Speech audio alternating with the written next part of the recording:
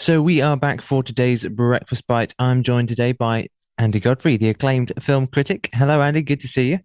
Hello, Nathan. I still wonder who's acclaiming me, but I'm very glad they are. So it's great to see you. Thank you for having me on the air again this week. We've got some really, really interesting films to review this week and some really good ones on TV. And I think the must see that we'll talk about is for me a definite must see. Okay. Look We'll forward to talk hearing about all that about them. Shall we later. start off with what's in cinemas at the moment? Yeah. So out today is a film that I saw a couple of weeks ago. And Nathan, I genuinely think this is one of the most important, and I don't often say that about films, because films are not important in the grand scheme of things. They're really not. They're fluffy, they're entertainment, they come and they go. But I really genuinely think this is one of the most important films of recent years. And I do want to encourage people to go and see it. It's a 15 certificate. Now, the BBFC certificate says 15 certificate for excessive bad language. And I did smile at that because it's a film about a lad who's got Tourette's. So John Davison is a Scottish lad. He's now 54. He has been the subject of quite a few documentaries over the years. And now there is a film about his life called I Swear. And basically, when he was at school, he developed Tourette's syndrome. And Tourette's syndrome, 300,000 people in the UK suffer from Tourette's. Now, I've been a minister of two churches. I've never encountered anybody who's actually got it, although I might have done. Who knows? So Tourette's is this syndrome that makes you thrash out, it makes you tick, it makes you hit people, and it makes you swear uncontrollably. And it is one of those films that doesn't pull any punches because the film again and again and again says to us, look, the problem is not Tourette's. These people have got this disease, they've got this something malfunctions in their brain. They can't help it. Okay. It is how we treat them. The problem is not Tourette's. The problem is that not enough people know about Tourette's. And that's a line which is repeated several times. So when John Davison was at school as a 10-year-old, he got bullied, really badly bullied, because everybody said he was mental. He would lash out at people, he would swear uncontrollably, he would hit out at people. Through his teens, he ended up in prison because he was accused of hitting somebody in a bar and swearing at them, and he ended up in prison. The fact of the matter is he had Tourette's. He couldn't help it. And the film shows how even his family didn't understand him. In fact, his father left home when he was quite young because of his son's condition, where his son would lash out, hit out, smack people, punch people, and swear uncontrollably. His father left home. He's taken in he meets a friend, one of these lads who used to bully him at school. When he grows up, when he's 18, he meets one of the lads who used to bully him at school. And the lad says, come home and meet my mum. And he goes home and he meets mum. And mum is a mental health nurse and immediately recognises that John has got Tourette's. And she takes him in and she cares for him. And in real life, this woman, whose name is Dottie in real life, she has taken in 9 people into her home and helped them and nursed them through with Tourette's syndrome. And John was one of them. She ends up getting John a job in a local community centre. But John gets arrested again for being rude and disorderly behaviour, when in fact he's not being rude or disorderly. He just can't help it. Long story short, John becomes a campaigner for Tourette's syndrome and is honoured eventually by the Queen. He's given an MBE. Now, this film made me cry. This film, I sat in my seat and honest to goodness, from the opening frame to the very last end credit, I was glued. I cried, I laughed, because some of it is quite funny. I was deeply, deeply moved by this guy's condition. The way in which people treated him as somebody who should be locked away, when in actual fact he's a really lovely, ordinary, everyday lad like you and me, who is more than capable of holding down a decent job, more than capable of speaking to a school assembly or to the police. He ends up speaking at NHS conferences about the condition, more than capable of helping other people, an ordinary, decent lad. But because he's got this syndrome, people avoid him. They want to lock him away. They want to treat him differently. And the people in the film who treat him properly, who love him and care for him, and who say, "We recognise you've got this condition. We are going to help you," are just fantastic. And Dottie in the film is played by Maxine Peake, who's one of our great British actresses. You may remember she was in Dinner Ladies, and she's been in loads of British stuff. I was at an event on Monday night where Maxine Peake was being interviewed about the film, and I got to speak to her afterwards. I got to have a chat with her afterwards, and I said to her I was going to review the film on Pure, and I said to her, "This is a really important film." And she said, "Yes, it is." And she said, "I hope you do get to review it, and I hope you can encourage people to go and listen, to go and watch it." It's a film that, by necessity, contains an awful lot of bad language. It is a 15 certificate. But, it made me realize that if ever I come across somebody who is lashing out, behaving in an uncontrollable manner, swearing, maybe they can't help it. Maybe they've got something that's not quite completely wired in their brain. They don't want to do it. I mean, this guy did not want to hit people. I mean, there's one point where he hits Dottie, this woman who's taking him to look after him.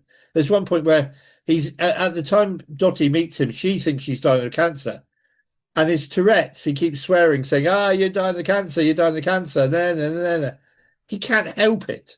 And she just loves him and cares for him. And it made me think about how I should treat people. It made me think about how I should treat people with conditions I don't understand. It also made me think about the Lord and the fact that he loves me regardless of whatever I do, so I can get a gospel message out of this film. But in a sense, the film speaks for itself. It is a film that says there are 300,000 people in this country who swear uncontrollably, who lash out, who hit out, who tick. They can't help it. Let's care for them. Let's try and understand them.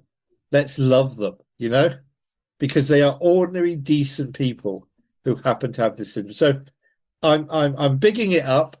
It's called I Swear. I think it will be in my top 5 come the end of the year. If it isn't, something amazing will have happened between now and December.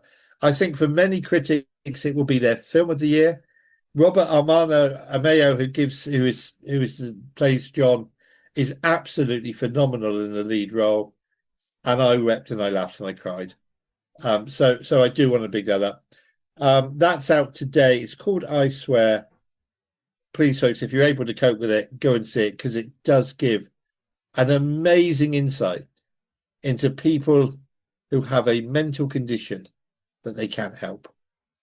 That does sound really rather interesting. I mean, there are quite a few films that have covered different conditions and Yeah. really give you an insight into the lives of those people who suffer from those conditions. What is it like trying to cope with it? What is it like? How are they seen by other people? And how can we actually develop a better, I guess, a better attitude, a better understanding so that, again, as you say, we can actually help them in the Yeah, I right mean, way. God loves them, and, Yeah. and and he calls us to love them, and so very often these people who've got this condition, bless them. I mean, we meet a number of people in the film who John has helped, who've got the Tourette syndrome, and they are lovely people. They're just ordinary, every decent folk who can't help the fact that every now and again they lash out, they hit out, and they swear. And the film is quite fun. There is a moment in the film right at the beginning, and I think it's in the trailer, where John is walking into the hall to meet the Queen to be presented with his MBE, and he swears out loud. And God bless her, the Queen laughs, because she knows he's not doing it deliberately. And I thought that was really important and really a significant moment. So, it is one of those films that I think there have been a number of documentaries. If you go online, you'll find a number of documentaries about John Davidson, but really, really, really do try and see it. It's good. It's Okay. a really, and it's made beautifully. It's made very sympathetically. And I think, as I said to her, I'm a real privilege to meet some of these people at some of these events. And as I said to Maxine Peake herself, her performance is terrific. Absolutely fantastic. So there we go. I Swear. Another film that's out today is along a similar, not, well, kind of, a film called Urchin. This is a film about a homeless guy in London. I know you're off to London, or you're in London, even as we speak. and you're going to London, you're going to a big thing. No, you can't walk around London without seeing homeless people.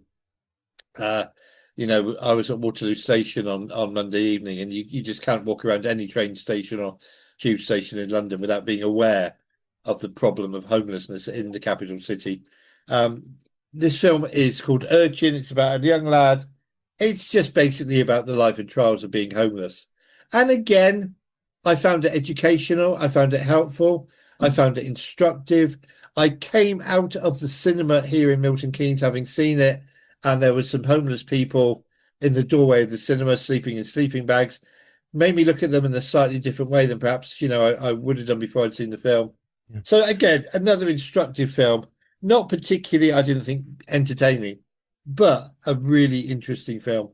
So that's out today as well. So I Swear, Urchin are out today.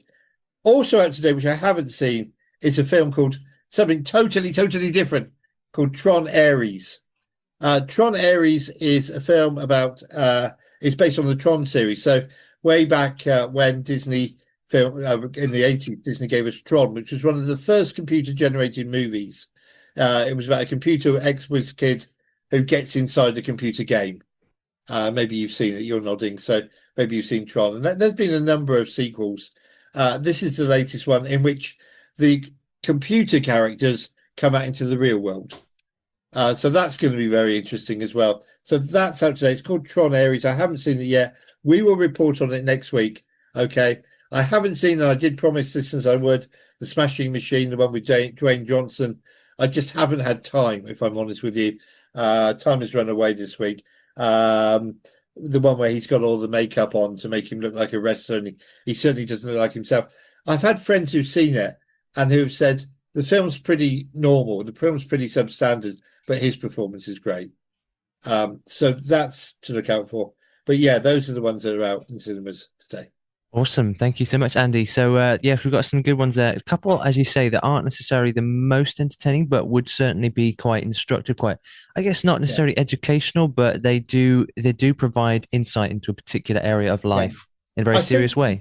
what cinema can do that no other medium can do in many ways.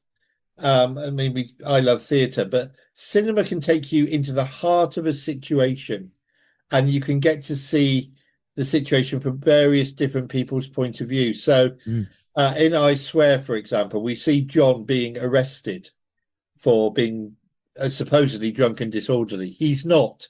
It's just his Tourette's manifesting itself. 15 years later, the policeman who arrested him comes to visit him and says, "I'm sorry I arrested you. I didn't understand your problem," you know? And I think cinema can do this. Cinema can take these stories. I mean, I did see another film this week called Don't Let's Go to the Dogs Tonight, which is a film about set in the 70s about a British family having to leave Rhodesia in the midst of a rising up against white people, and Robert Mugabe being elected as president. That film gave me an insight into the politics of the situation. So sometimes give you an insight into the politics of the situation, sometimes give you an insight into how people are living. Certainly, Urchin gives you an insight into what it's like to be homeless on the streets of London at this current moment in time. And I can tell you it's not very nice. Some films give you an insight into people's medical conditions. Some films give you an insight, we get these great heroic films. You think of something like Chariots of Fire. And cinema can tell true stories, but it can tell true stories in a dramatic way that puts you right in the heart of the situation, even more than theatre can. And so that's why I love cinema. And to me, cinema rules, not just as a form of entertainment, but as a form of education. And I love going to see films where we're told, they're based on a true story. Now, sometimes you take that with a pinch of salt because things have been exaggerated and things are not quite, Yeah. as they are on screen. There was a film recently based on a true story, and events that took place over 3 years were condensed into 3 days, basically. So, cinema does that, but it really can educate us. And certainly, I Swear and Urchin, and to an extent, Don't Let's Go to the Dogs Tonight, do that. But for something totally different, go see Tron Ares. And by the way, Dora the Explorer is still meeting the mermaids. That's doing quite well amongst young families. at the box office. So if you're looking to take young children to the cinema, Dora the Explorer's Magical Mermaid Adventure U certificate is still out there. Okay, brilliant. Thanks so much, Andy. So that covers cinema. We'll move on to TV and streaming in just a second. And I think you're absolutely right. When it comes to movies, they can bring they are a particularly unique medium. But as you say, we do need to be cautious because after all, it is still a story and it might embellish in certain areas. It might exaggerate certain things for the purpose of entertainment. So we do want to sort of take things, as you say, with a pinch of salt, but they are, I mean, I can think of so many examples of things of times when people have used a story to convey a message in a way that simply stating the facts would not have achieved in a far more Yeah, memorable, far more powerful way. So, yeah, absolutely right there. yeah. We'll move on to TV and streaming just a second and back after this bit of music.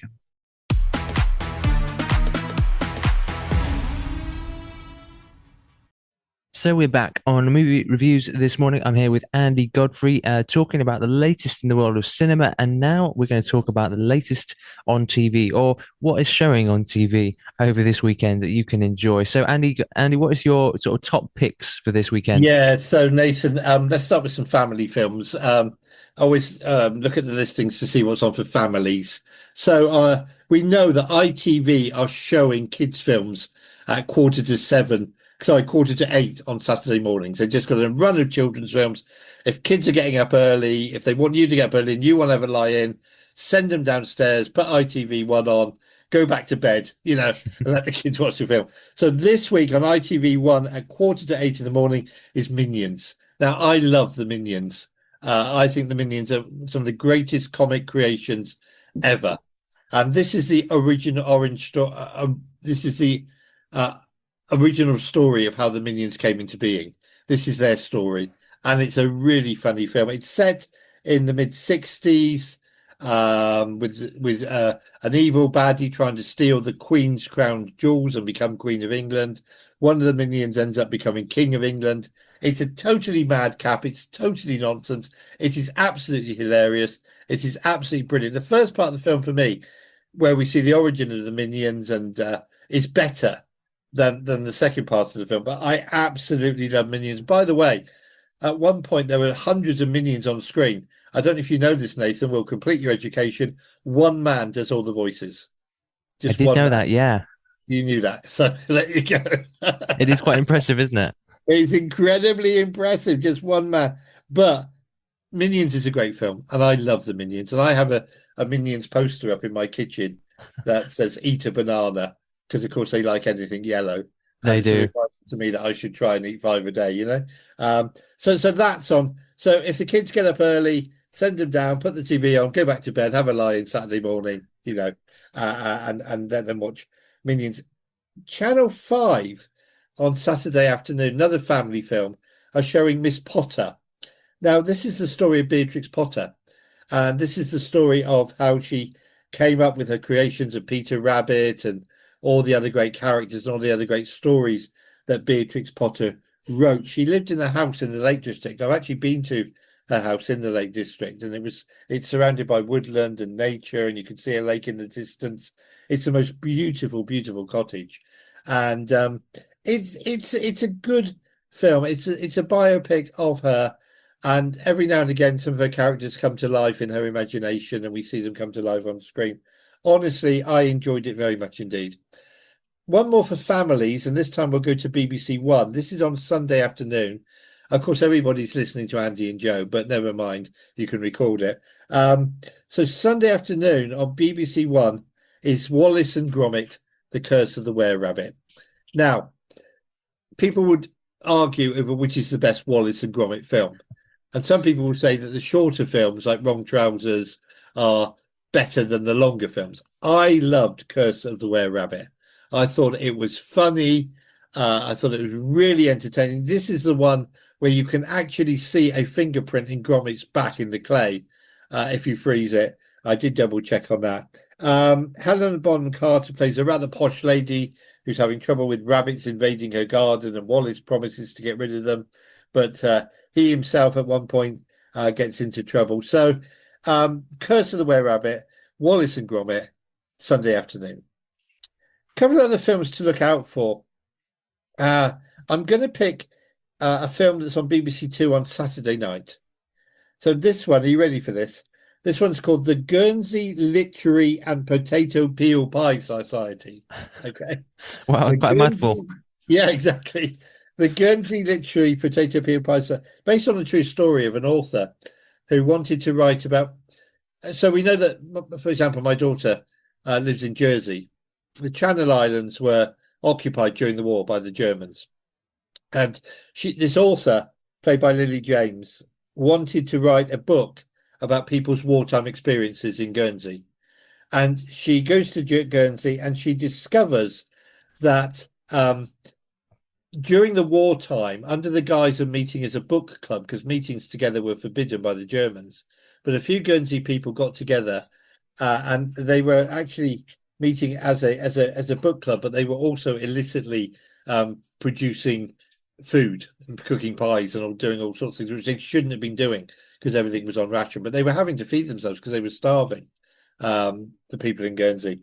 My only problem with this film is it starts with a beautiful shot of a coastline, cliffs and the sea and beautiful shot. It isn't Guernsey. There is no way that I've been to Guernsey enough times to know that is not Guernsey, And when I first saw it, I'm sat there watching the evening credits and, a drone shot or a helicopter shot of the beach and the cliffs. I'm saying, that's not Guernsey. That's really not. And a lot of people in Guernsey did complain about it, that it wasn't actually shot on Guernsey. It's a skillfully made bit of escapism, and I enjoyed it very much. We'll mention a couple more that are on TV. Nathan, we have a James Bond film on. Yay. Yes. Well, this is on Sunday afternoon at the same time as Wallace and Gromit. This is on ITV. We have The Living Daylights. Now, great title song by Aha. Yep. And again, I remember going to see this because this was Timothy Dalton's debut as Bond. Much to my great disappointment, Timothy Dalton only made two Bonds. He made The Living Daylights and he made License to Kill. I think this is great. There's a few moments of real fun. The love interest in this, Marianne de Ambo, is a cellist, and at one point they're sliding down the hill on the cello case, and they cross a border into Switzerland. They just hold up their passports, having nothing to declare except a cello. But there's a few moments of escapism in there. But on the whole, this is a really good James Bond film. It's about a villainous arms dealer, and Timothy Dalton has to catch him. So that's good. I want to mention one other film, if I may, and this one is for grown-ups, but I do think it's great. So Saturday night in Southampton, in Marchwood. If anybody's in Marchwood Saturday night, I'm going to be there doing a film quiz night in the village hall for a local church. And one of my questions will be, can you name the film from this tagline? So people in Southampton, close your ears. But the tagline is, for three men, the Civil War wasn't hell. It was practice. And the film is The Good, the Bad and the Ugly. And the clue is in the three men. One of the greatest Westerns, if not, in my book, I said it's the greatest Western ever made. Clint Eastwood stars as the good, Lee Van Cleef is in this as the ugly, and E.Y. Wallace is the bad. Three men in the middle of the Civil War looking for a tomb in which it is reported there are bags of gold. And the famous music, there's a famous theme tune to The Good, the Bad and the Ugly, which was recorded by a pop orchestra back in the 60s here and made number one in the charts. But the music is really, really famous. And in fact, the music is so dramatic that usually music is composed after a film is completed. So the film is completed, they take the film music to a composer and he writes the score having watched the film. And usually with The Good, the Bad and the Ugly, the music was being composed as the film was being made. And the music for the final scene, which is a three-way shootout between the good, the bad and the ugly in the cemetery, over the grave, where the body is, with all the gold in it. The director brought in loudspeakers into that set and played the actual music that you hear in the film as he was filming the scene. Now, that is very, very rare. That never happens. So it's worth watching from that point of view. But I think The Good, the Bad, and the Ugly is one of the greatest movies ever made. I think it is exciting. I think it's dramatic. I think there are moments in it that are moving. I think it's funny. And I really, really, really recommend it. As for me, the greatest Western ever made. Awesome. There we have it. Andy Godfrey's top picks for the TV over the weekend. Plenty for everyone. There's thrillers, there's younger films. Minions, I think, is brilliant. It Oh, obviously Minions tells is the brilliant. origins of these minions. Am I not mistaken in thinking that originally for the minions, they planned to have henchmen for the character Gru in Despicable Me, but because of budget problems, they had to make them much smaller and much simpler. So they ended up with these little yellow pill-shaped characters, and they became so popular that they kept them in. You're absolutely right. You're absolutely right. And of course, Illumination films that make these, they've made a number of other films, different genre films, but they always have a little short minion film at the beginning very often. Or they'll have a minion come on and they'll Illumination, the way they talk. I love the minions so much. I just think they're absolutely hilarious. I could sit and watch the minions all day. There's a line in this film where something goes wrong and one of them says bottom. No, it's just the way he says bottom is absolutely It hilarious. is brilliant with the minions. The guy who voices them. Somehow, every single word he says is absolutely hilarious. In a way, it Yeah, reminds me of the character Scrat in Ice Age. It's just this sort of side character. It wasn't meant to be a big main part of the plot and necessarily, it but it became becomes so popular, just like the minions, yeah, they became played a bigger and bigger yeah, part. And eventually, in this case, the minions, they've actually got their own origin story. exactly. Well, his name is Pierre Coffin. He's a French guy, and he is absolutely wonderful. And the soundtrack's wonderful because it's set in the 60s. Oh, it's brilliant. And there's a takeoff at one point of the monkeys. Hey, hey, we're the minions. Instead of hey, hey, we're the monkeys. And I remember the Monkeys TV series, watching it when I was young on TV. So yeah, the Minions is great. So record it, watch it, watch it again. It is just really, really funny. Brilliant. Thank you, Andy. So that covers TV over this weekend. We'll be back in just a moment to look at Andy Godfrey's one must see for us this week.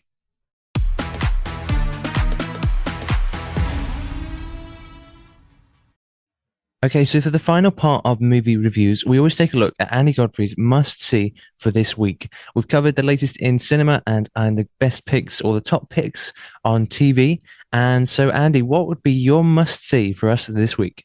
Well, I'm going to say I swear, but for everybody who watches at home, I'm going to go for a film that's on Channel 4 on Saturday. Okay.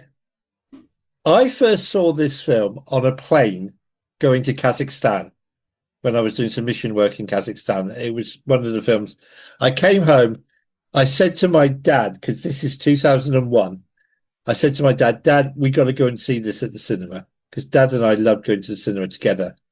And Dad and we both absolutely loved it to bits. So the film is A Knight's Tale. So this is medieval times. This is a young man played by Heath Ledger who dreams of being a knight, dreams of jousting and dreams of winning tournaments and dreams of winning princesses. And he wants to be a knight, but he hasn't got any money. And in order to enter the competitions, you have to be a lord. He meets Chaucer of the Chaucer Tales, who is brilliantly played by Paul Bettany. And Chaucer says, okay, I'm a writer. I will draw you up the necessary documents you need to prove you're a lord if you let me in on some of your winnings and let me come along and tag along. Okay. So there's this little gang of people tagging along, and Heath Ledger is pretending to be a knight and entering jousting competitions and starting to do really, really well, building up to the World Cup of jousting, which is being held in London. So we're in medieval times. The film is hilarious because what they have done is they've said, okay, let's have a bit of fun with this. So, for example, during one of the jousting scenes and with the knights, riding towards each other, the crowd are singing, we will rock you. Okay. which is just great. There's another scene where the crowd do a Mexican wave. And it's got loads and loads of those kind of moments in it. The soundtrack, there's a scene at a ball where they will have to dance, and they dance to a David Bowie track. So you see the band on stage, you see with their little medieval instruments and that, but David Bowie comes on and starts singing, and it is absolutely wonderful. It is really, really, really funny. It is tongue in cheek. It's got its tongue in its cheek, very highly up in its cheek. The jousting scenes are great.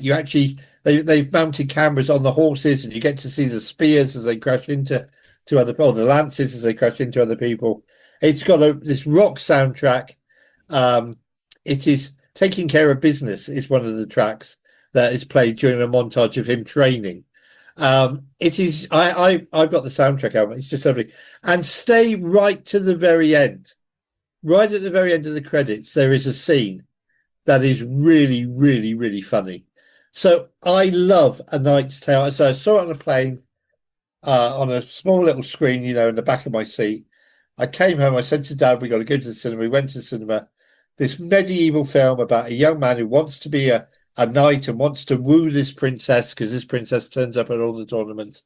He's got a rival who plays dirty, but justice is done in the end. It's just hilarious. It is just a fantastic, entertaining, really lovely film. You could sit down with the family and watch it. Be aware that it's about knights and jousting and swords and all the rest of it. But it is a really, really, really great. If you're listening and you haven't seen A Knight's Tale, please watch it.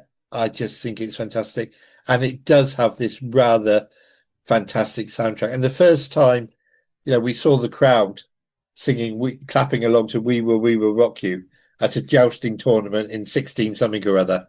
Dad and I just roared with laughter. It is just that kind of film. It's daft, it's zany, it is wonderfully entertaining. I think it's a must-see if you've never seen A Knight's Tale. Okay, there we have it. A Knight's Tale is Andy Godfrey's one must-see for us this week. That sounds really brilliant. Just taking some great fun. Classic rock tracks and putting them in the background of a medieval era film. It's just hilarious. This has happened a few times. I mean, in the film Moulin Rouge, which is set in 18 something or other in Paris, you've got the characters singing songs from The Sound of Music, and again, Diamond Dogs, actually, by David Bowie. So this has happened more than once, but the way they integrate the modern rock songs into this, 13th century story of knights and jousting is just brilliant. Yeah, awesome. And actually, look out! There's just to say, the final joust is in London. Look at the scenery of London, because there's a wooden London Eye. London Eye on the banks of the Thames, made out of wood. It passes you by very quickly. If you don't know it's there, you'll miss it. But little things like that, genuinely funny. Yeah. Well, awesome. Thanks so much, Andy. Thanks for joining us for movie reviews this week. Once again, we look forward to speaking again next week. Yeah, we'll have some new films to review next week, Nathan, and I shall look forward to it very much indeed. God bless you, and God bless everybody listening. Rated 5 stars by Sorted Magazine's film critic, Pure 247 takes you behind the scenes of the birth of a global Christian radio station. Andy B will have you laughing and crying as you discover what it takes to create ministry that matters in this inspiring tale of perseverance, honesty, and vulnerability. Buckle up and get ready for a story that's uplifting as it is entertaining. Behind the microphone, they face bankruptcy, eviction, and 2 life-changing surgeries. Can they make it? Will they make it? Get your copy of this life-changing book today. Pure 247 is available now on Amazon. Andy B is best described as a man after God's own heart, who insists that God's vision and resourcing trump all handicaps.